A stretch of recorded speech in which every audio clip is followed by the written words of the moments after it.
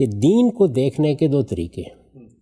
ایک طریقہ یہ ہے کہ آپ نے ایک آیت سے ایک حکم لیا، دوسری سے دوسرا لیا، ایک حدیث سے ایک بات سمجھی، دوسری سے دوسری سمجھی، فہرستیں بنا دیں، کتابیں لکھ دیں۔ ایک طریقہ یہ ہے۔ دوسرا طریقہ یہ ہے کہ آپ اللہ کی کتاب قرآن مجید کو سامنے رکھ کے پورے دین کے فلسفہ حکمت کو سمجھیں، وہ کہاں سے بات شروع کرتا ہے اسے متعین کریں، اس کے اندر کیا چیز بیج کی حیثیت رکھتی ہے، اس سے کس طرح سے تنا نکلتا ہے، کیسے کونپلیں پھوٹتی ہیں، کس طرح دین ایک درخت کی طرح ایک شجر سایہ دار کی جگہ نمودار ہوتا ہے۔ ٹھیک، اس پوری حکمت کو، پورے فلسفے کو آپ سمجھنے کی صحیح کریں۔ میں بہت مختصر طریقے پہ آپ سے عرض کرتا ہوں کہ سب سے پہلا اور بڑا سوال جس کا جواب قرآن مجید نے دیا ہے وہ یہ ہے کہ آخر یہ دین ہے کیا؟ یعنی کیا چیز ہے جس کو سامنے رکھ کر اللہ تعالیٰ نے یہ ضرورت محسوس کی کہ وہ اپنے دین کی ہدایت لوگوں تک پہنچائے۔ ٹھیک، خواہ یہ ہدایت اس نے الہام فطرت کے ذریعے سے پہنچائی اور خواہ بعد میں پیغمبروں کے ذریعے سے اس کی تفصیلات کیں، وہ کیا چیز ہے جس کو سامنے رکھا ہے؟ اللہ تعالیٰ اگر قرآن مجید کو آپ دقت نظر کے ساتھ پڑھیں تو نہایت وضاحت سے یہ بتاتے ہیں کہ میں نے در حقیقت انسانوں کے بارے میں یہ فیصلہ کیا ہے کہ میں انہیں ایک ایسی دنیا میں آباد کروں گا جو ابدی ہوگی، ٹھیک، جس کا عیش دوام ہوگا، جس میں موت پر بھی موت آ جائے گی۔ بہت بڑی چیز ہے، معمولی چیز نہیں ہے۔ اللہ تعالیٰ اس کائنات کے خالق ہیں، میرے اور آپ کے خالق ہیں۔ آج مخلوقات بنائے کل فنا کر دیں، کوئی ہاتھ تو نہیں پکڑ سکتا ان ٹھیک، پر، میرا کوئی حق تو نہیں قائم ہوتا ان پر، لیکن انہوں نے یہ بشارت دی ہے کہ اس دنیا کے بعد وہ دنیا آنے والی ہے جس میں نے تمہیں آباد کرنے کا فیصلہ کیا ہے، لیکن اس دنیا کو میں نے امتحان گاہ بنا دیا ہے۔ اس امتحان گاہ میں تمہیں کامیاب ہونا ہے، اور کامیابی کس اصول پر ہوگی؟ وہ اس اصول پر ہوگی کہ تم میں سے کس نے اپنے آپ کو کتنا پاکیزہ بنا کے رکھا۔ ٹھیک، اللہ تعالیٰ قرآن مجید میں اس کے لیے جو تعبیر اختیار کرتے ہیں وہ ہے تزکیہ۔ یہ پورے دین کا مقصد ہے، یعنی دین اپنی اساس میں، اپنی اصل میں کیا ہے؟ اللہ کی عبادت، اللہ کی بندگی، اور اس میں کیا مقصد پیش نظر ہے جس کو سامنے رکھ کر اللہ تعالیٰ پیغمبر بھیجتے ہیں، احکام دیتے ہیں، وہ ہے تزکیہ۔ چنانچہ دیکھیے کہ قرآن مجید نے جب یہ بیان کیا کہ ہم نے انسان کے اندر اس کی پیدائش کے ساتھ خیر و شر کا شعور رکھ دیا، یہی دین کی بنیاد ہے۔ تو آپ دیکھیں اس کو بیان کس طرح سے کیا، وَنَفْسٍ وَمَا سَوَّاهَا فَأَلْهَمَهَا فُجُورَهَا وَتَقْوَاهَا، یعنی یہ بیان کیا کہ یہ جو نفس انسانی ہے یہ اس کو تصفیے کے مراحل سے ہم نے گزارا ہے۔ جب اس کو ہم نے تصفیے کے مراحل سے گزارا، ہر لحاظ سے درست کر دیا، ہر طرح سے ہموار کر دیا، تو اس کے اندر فجور و تقوی الہام کر دی، ٹھیک، یعنی خیر اور شر کا شعور، خیر اور شر کا امتیاز الہام کر دیا۔ یہ الہام کیا تو کس لیے الہام کیا؟ قد افلح من زکاہا وقد خاب من دساہا، یعنی اس کے بارے میں طے کر دیا کہ جس نے اس نفس کا، یعنی خیر و شر کے اس الہام کو سامنے رکھ کر جس نے اس نفس کا تزکیہ کیا، اس کو پاکیزہ بنایا، اس کو پیوریفائی کیا، وہ فلاح پا گیا۔ ٹھیک، اور جس نے اس کو آلودہ کیا اس نے اپنے آپ کو نامراد کر لیا۔ یہ یہاں بیان کیا۔ اس کے بعد جب رسالت مآب صلی اللہ علیہ وسلم کی بعثت کو بیان کیا، یعنی یہ الہام فطرت کا بیان تھا، اب اللہ کے پیغمبر آ رہے ہیں، سب پیغمبروں کا ذکر کیا، خاص طور پر رسالت مآب صلی اللہ علیہ وسلم جو آخری پیغمبر ہیں ان کی بعثت کا ذکر کیا۔ تو دیکھیے کیا کہا کہ هو الذی بعث فی الامین رسولا منہم یتلو علیہم آیاتہ ویزکیہم ویعلمہم الکتاب والحکمہ، یعنی ہم نے ان امیوں میں ایک رسول پیدا کیا ہے، ایک رسول اٹھایا ہے۔ کیوں اٹھایا ہے؟ اس لیے اٹھایا ہے کہ ہم نے یہ فیصلہ کیا کہ ہماری آیات نازل ہوں گی، ان آیات کو یہ انہیں پڑھ کے سنائیں گے، ٹھیک، اور ان کو کس چیز کی تعلیم دیں گے؟ اللہ کی سکھائی ہوئی حکمت کی تعلیم دیں گے۔ دوسری جگہ واضح کر دیے کہ حکمت سے مراد کیا ہے؟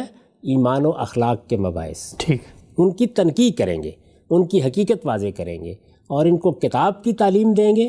کتاب کا لفظ یہاں قانون اور شریعت کے معنی میں استعمال ہوا ہے۔ ٹھیک، یہ دو چیزیں سکھائیں گے۔ مقصد کیا ہے؟ یزکی، ان کا تزکیہ کریں، وہی تزکیہ، یعنی وہی تزکیہ۔ اسی بات کو دہرایا ہے بعض جگہوں کے اوپر، تو اسی کو مؤخر کر کے بتا دیا۔ گویا جو چیز پیش نظر رکھ کے یہ سب کچھ دیا گیا ہے وہ کیا ہے؟ تزکیہ. جس نتیجے تک پہنچنا ہے وہ کیا ہے؟ تزکیہ. ٹھیک. یعنی ہماری انفرادی زندگی، ہماری اجتماعی زندگی، ہمارا ظاہر، ہمارا باطن، ہمارا پروردگار اس کو پاک دیکھنا چاہتا ہے. جتنے آپ اپنے آپ کو پاکیزہ بنا لیں گے اس کے لحاظ سے جنت میں مقام طے ہو جائے گا. ٹھیک. یہ ہے دین کی بنیاد.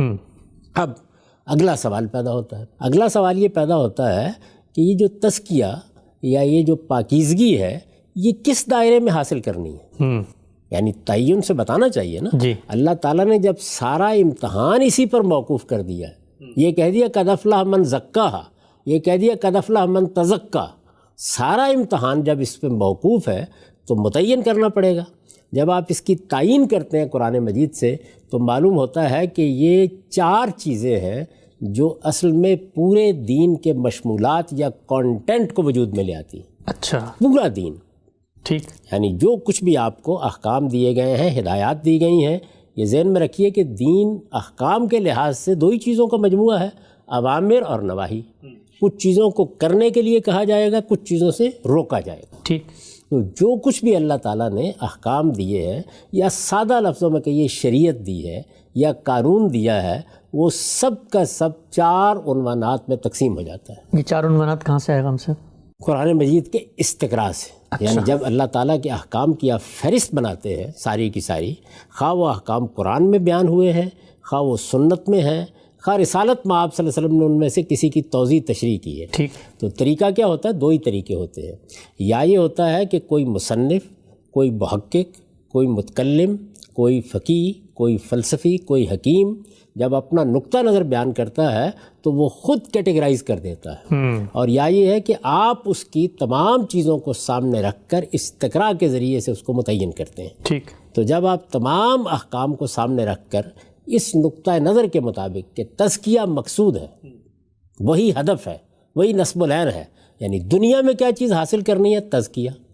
آگے نتیجہ کیا نکلنا ہے؟ فلاح، اللہ کی خوشنودی، رضوان من اللہ، جس کا اظہار جنت کی صورت میں ہوگا، فردوس کی صورت میں ہوگا. یہ بات واضح ہو گئی. جی. اب اس کو سامنے رکھ کر دیکھیے کہ وہ 4 چیزیں کیا ہیں. تطہیر بدن، یعنی پاکیزگی حاصل کرنی ہے. یہ کوئی مبہم چیز نہیں ہے جیسے لوگ کہتے ہیں کہ اچھا وہ تزکیہ کیا ہے جو ہم حاصل کرنے کے لیے جائیں گے. قرآن مجید اسی کی تفصیل کرتا ہے. اچھا. تطہیر بدن کے احکام، آپ کو ہدایات دی جائیں گی کہ آپ اپنے بدن کو کیسے پاکیزہ رکھیں گے، کیا مطلوب ہے. ذرا کبھی وہ فہرست نکالیے جو میں نے سنت کی مرتب کر دی ہے. اس میں کیا چیزیں ہوں گی؟ زیر ناف کے بال صاف کرنا، مونچھوں کو پست رکھنا، بچوں کا ختنہ کرانا، دانتوں کی صفائی کرنا، استنجا کرنا، اللہ کی بارگاہ میں حاضری کے لیے وضو کرنا، جنابت لاحق ہو جائے تو غسل کرنا، میت تک کو نہلا کے دفن کرنا.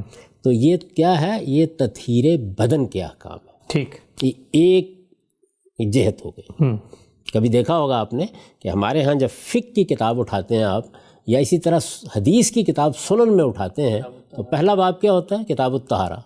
گویا یہاں سے بات شروع ہوتی ہے، اس لیے کہ سب سے پہلے بدن ہی سامنے آتا ہے.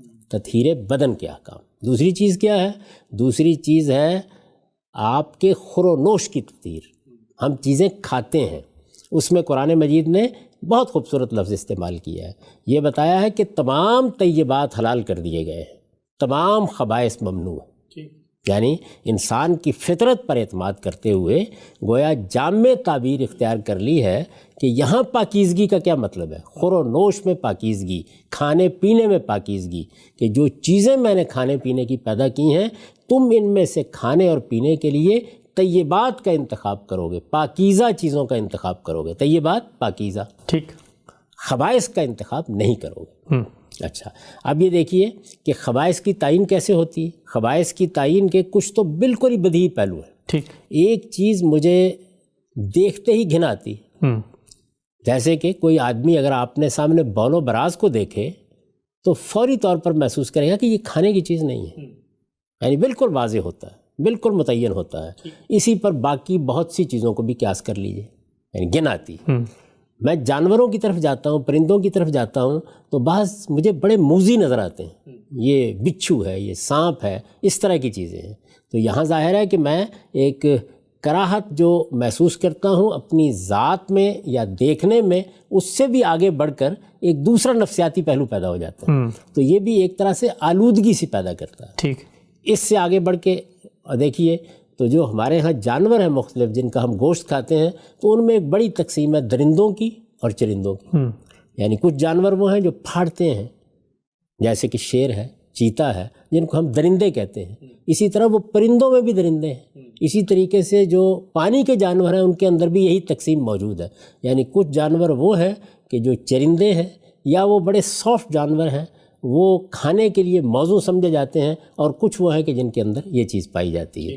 تو یہ تو ایک عمومی احساس ہے، اللہ تعالیٰ نے اسی پر اعتماد کرتے ہوئے، اور اس میں کچھ تھوڑا بہت اطلاق کا اختلاف ہو جائے گا، اس سے فرق نہیں پڑتا، یہ بتا دیا کہ تم کو طیبات کھانے ہیں اور خبائث سے اجتناب کرنا ہے۔ ٹھیک ہو گیا۔ یہ جو حرام حلال کی جتنی بحثیں کھانے پینے کے بارے میں ہوتی ہیں، ان کا اصل اصول یہ ہو گئی دوسری کیٹیگری۔ یہ دوسری کیٹیگری ہے۔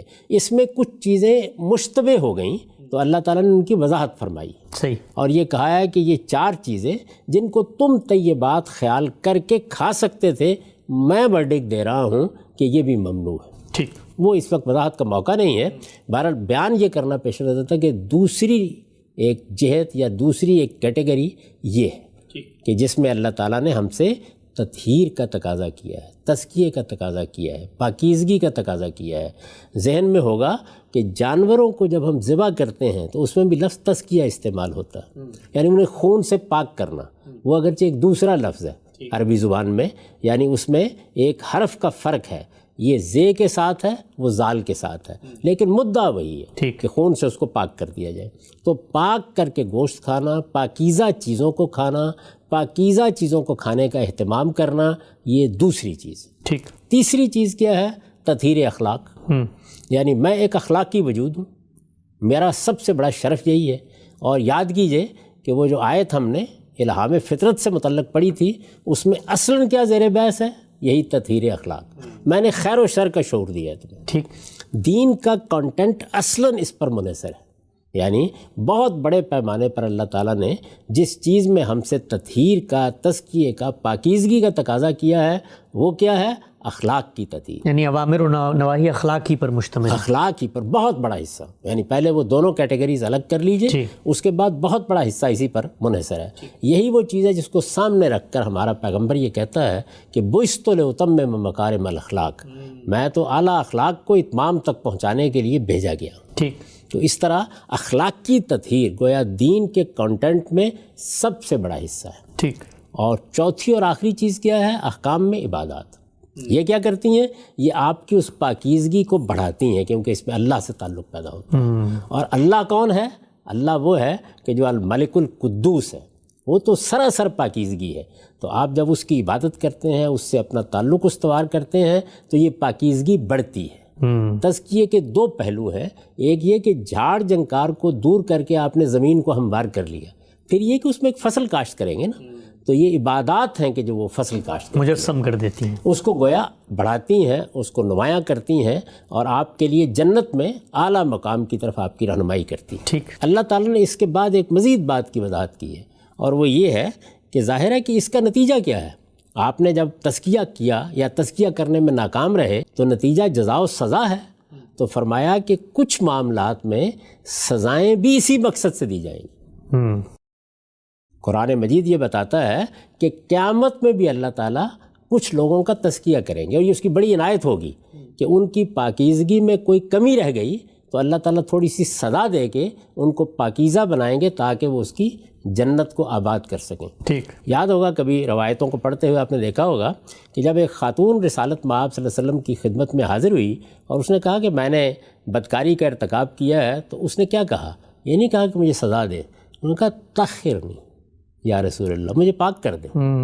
یعنی اس وقت کی عام مسلمان خواتین بھی یہ جان گئی تھیں کہ اصل میں وہ کیا چیز ہے جس کو ہدف بنا کے یہ بات کی جاتی ہے۔ رسول اللہ صلی اللہ علیہ وسلم کی ازواج مطہرات کے معاملات زیر بحث آئے ہیں، ان کو کچھ خصوصی ہدایات دی گئیں۔ وہ ہدایات اگرچہ ایک خاص صورتحال میں دی گئیں، لیکن اس کا مقصد کیا بیان کیا گیا ہے؟ یطہرکم تطہیرا، اسی کو آیت تطہیر آپ کہتے ہیں، پاک کرنا پیش نظر ہے۔ آپ جب قرآن مجید کو دیکھیں گے وہ اسی کو ہدف بنا کے بات کرے گا کہ اصل چیز یہ ہے